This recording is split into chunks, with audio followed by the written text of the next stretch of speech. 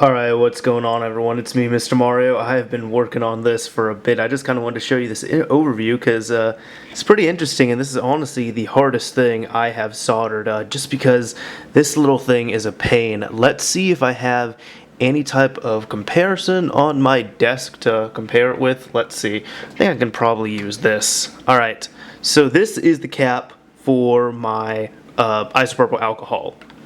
And that is how big this little chip was right here, as you all can see.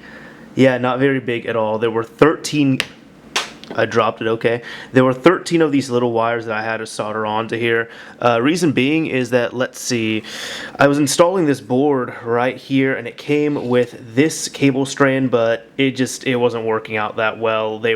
Everything was so tight, and I really couldn't strip the wires super well on this, so I just used some Kynar wire. I got some strippers for the Kynar wire as well.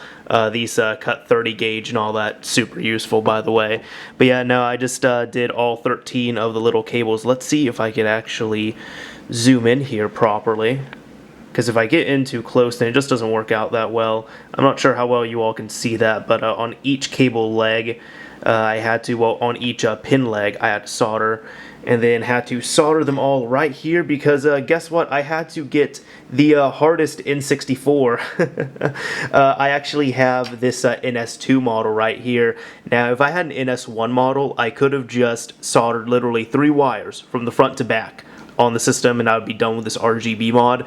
The reason why I had to do this is because I priced it out, and getting this N64 with this board was cheaper than buying another N64 that was perhaps an NS1, because N64s have gone up in price. So anyways, essentially what I did, I had to wire all those to the little video DAC itself. I had to get the smallest one, of course, on every system I had, but then I had to solder them right there onto that point. Hopefully they're alright. Then I have these points. These were the easy ones. And see, if I had an NS1 model, I would have just soldered from the back of the board to the front of the board.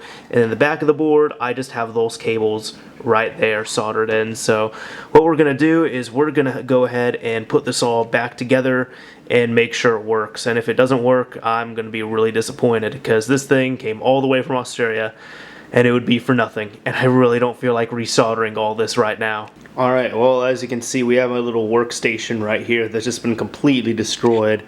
I need to clean all this up right here, and it's kind of late and I'm kind of tired, but does the N64 work? Well, power it on, it powers on, let's see.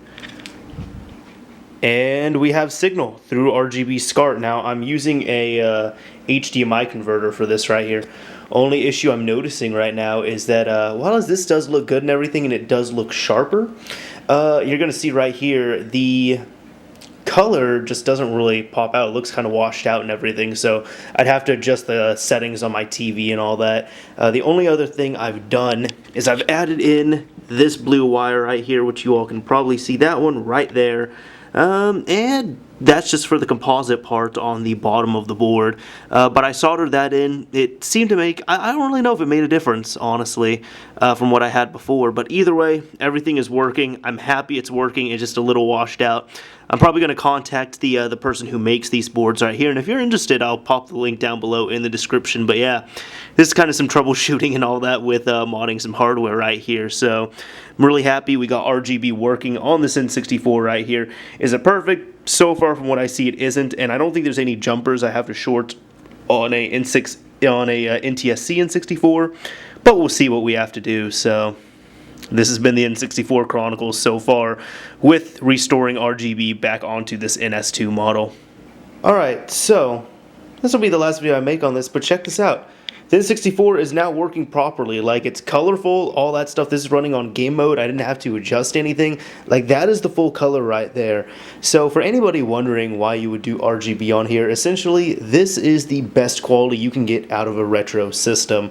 Really, I mean, I'm firing it up on here, and aside from, you know, aliasing and all that stuff, it really does look like I'm just taking my computer and hooking it up to here, and I'm running Project 64 on it. This is the best quality you can pull out of an old system, especially like an N64, anything like that.